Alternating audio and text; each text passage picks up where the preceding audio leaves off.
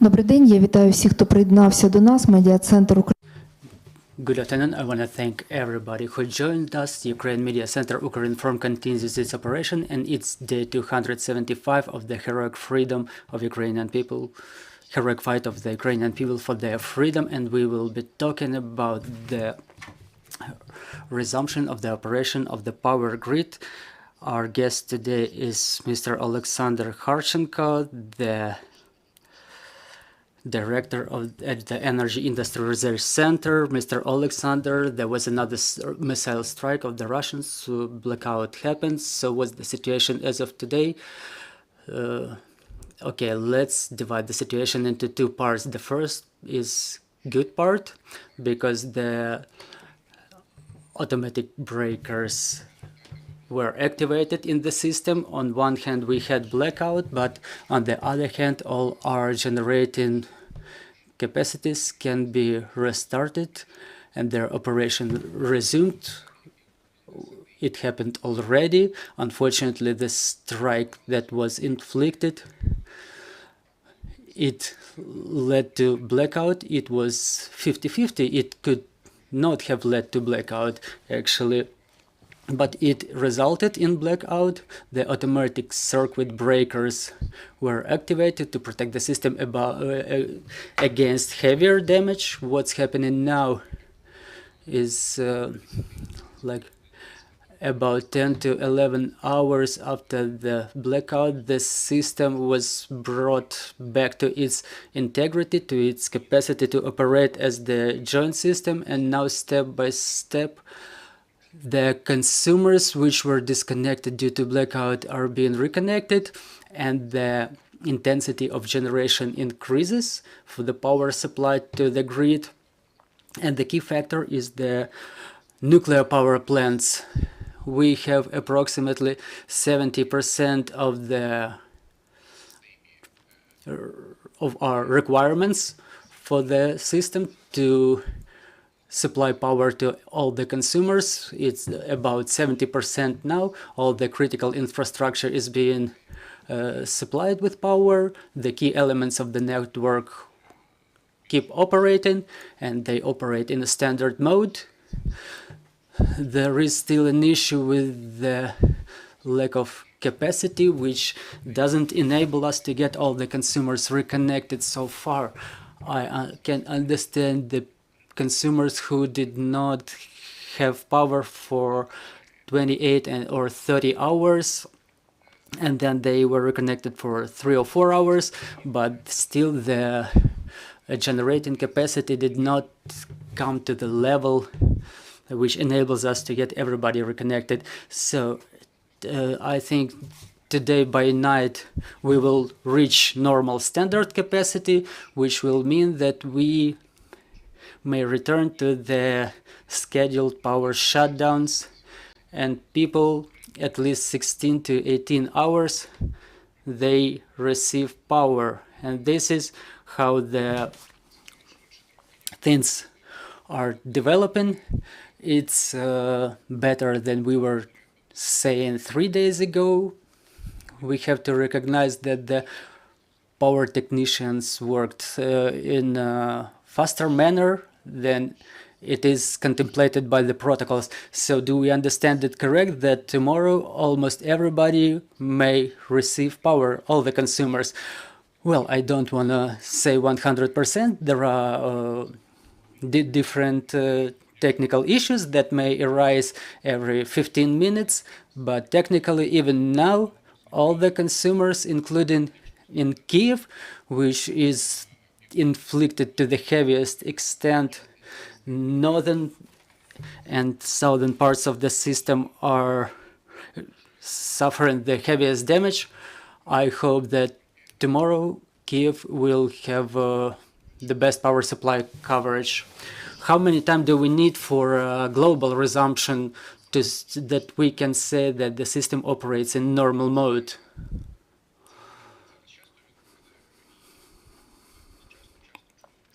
And I answer this question frequently, and I can hear how the people who make it with their hands, how they respond to this question. The situation is as follows: to switch to the scheduled power shutdowns when people know for sure, more or less, where their power will be shut down at their locations.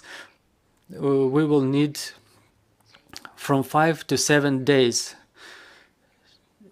And I'm saying it provided the absence of the new missile strikes.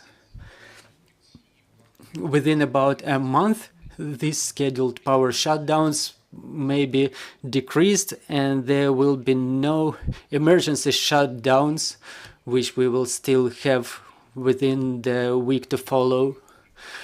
For example, now there is a weather factor, icing, and it's difficult to work on the lines, on the substations. It's cold, and different additional situations which arise, which we're facing every few hours. So we can say that if there are no new attacks, the situation will become stable. But to fully resume the operation of the grid, we will need a few years. The Central Intelligence Department said that the enemy needs 7 to 10 days to prepare the new attack. And we understand that this is the strategy adopted by the enemy. Unfortunately, this is the strategy they've chosen, and we will have to learn to live with that. And probably the question which concerns everybody, in case of another massive strike, will it result in blackout? Well, you know, it's impossible to forecast. I will give you an example without coordinates, without precise coordinates. But if for example, 3 missiles wouldn't have hit the place they did hit, there would have been no blackout. So the next time the missiles may hit the weak links, or they may not. For example, there are some substations which were hit 10 or 12 times, and they were not hit precisely. The missiles fell to the left or to the right, but not directly. There may be the similar scenario, but there is a softer scenario. So based on my experience, I don't see any negative forecasts.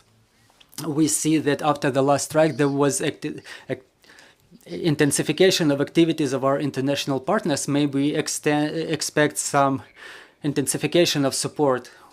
Well, the international partners are very intended to help. They try to allocate funds to support us, but it's like that they cannot do a lot physically.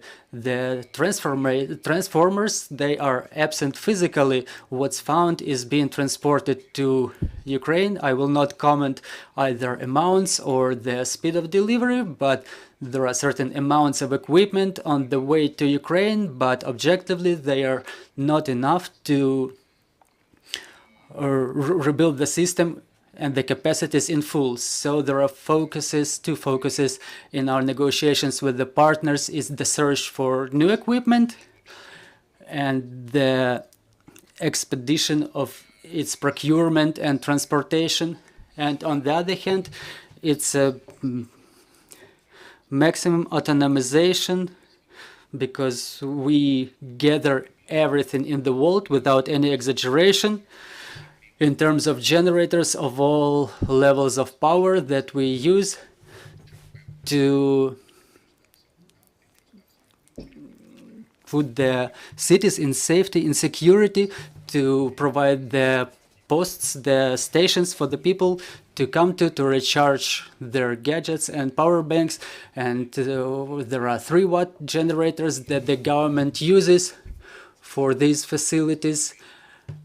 And there are generators that can be connected to the boiler rooms, to the objects of critical infrastructure, and they help in that case in an efficient manner, because they provide the integrity of the supply, and we may keep people safe from freezing. Dear colleagues, any questions? Michael. October 9 as a baseline.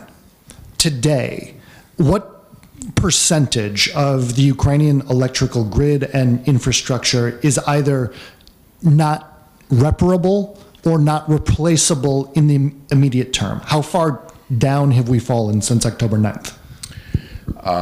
It's a hard question, which is really hard to answer, because if we will split answer to two parts, one is regional distribution network, which is like last mile, and high voltage network. That high voltage is damaged deeply, really deeply. A regional distribution network and out of the front line is quite good condition. It's not hit harder.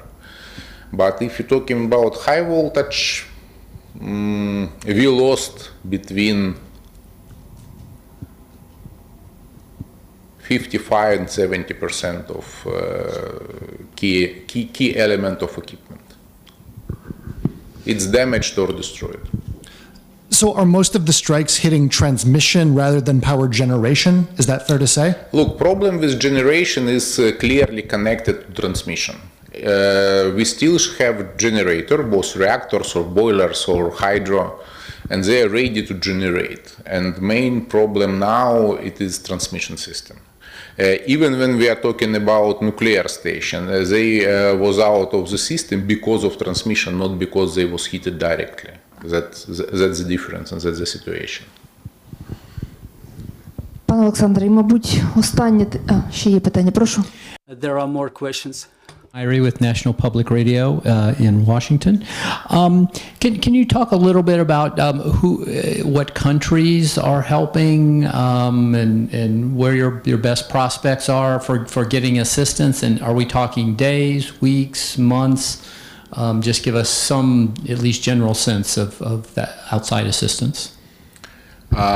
First of all, about terms, we're talking about days and weeks and months. All of them, because in days we could receive some short-term support from Baltic countries, Poland, and some, I could say, ex-socialist countries from Europe, whereas we have part of old equipment which is absolutely compliant with our network. Second level is the weeks, and here we have a lot of discussion right now around the world one more time, and first of all with Asia and India, as well Turkey, whereas the producers has a lot of compatible with our system equipment which they produce on regular basis. And then months, it means we are talking about procurement of very complicated transformers, which we need a lot, more than year or volume of regular, in 1 year world don't produce enough transformers to cover Ukrainian needs for 1 year. That now we're in discussion with all producers who is able to produce quickly and all who has something on their lines already to reallocate this equipment to Ukraine. It's a big part of discussion, but anyway, it's a months, even if we success. Друзі, чи є ще питання? Пане Олександр, щодо наших АЕС, наскільки... Mr. Oleksandr, regarding our nuclear power plants, how dangerous are the strikes to them? Is there other type of danger, other types of hazards? Well, there is no radiation hazard. There were no hits on the critical equipment of the nuclear power plants or their reactors directly, but nobody can forecast anything in the future, because when there is a terroristic state which terrorizes civil population, nobody can forecast their further steps. As of today, there is no radiation hazard. Everything is being thoroughly controlled by everybody, including IAEA, and there is a very strict control over the situation. IAEA recently stated that there is some progress with the negotiations with the Zaporizhzhia nuclear power plant. Well, I cannot comment anything. I will be happy to see any positive outcome. Any more questions? Explain in basic terms with the nuclear plants. It's my basic understanding that if the power systems goes out in a city, even if the nuclear plant is fine, you have to do the emergency shutdown because that electricity can't be transmitted into a system that's been knocked out. You're absolutely right, but in this case, shutdown means not shutdown of reactor, but shutdown of generation. They switch off the turbine itself, and then they have to repair, and they need like 36, 80 hours to restart turbine. Does that, for at least temporarily, further reduce the electricity that's available? Of course, it's reduce electricity on time when it will be restarted. That's our main problem. Like today we still don't have all nuclears in full capacity in the system, and they are step by step moving up, but they need time. It's just technical precondition. Пане Олександре, дякую вам за те, що долучилися до нас. Mr. Oleksandr, thank you for clarification this important issue. I will remind you, visiting us was Oleksandr Kharchenko, the director for research for the Institute of Energy Industry Research Center. Dear colleagues, thank you for your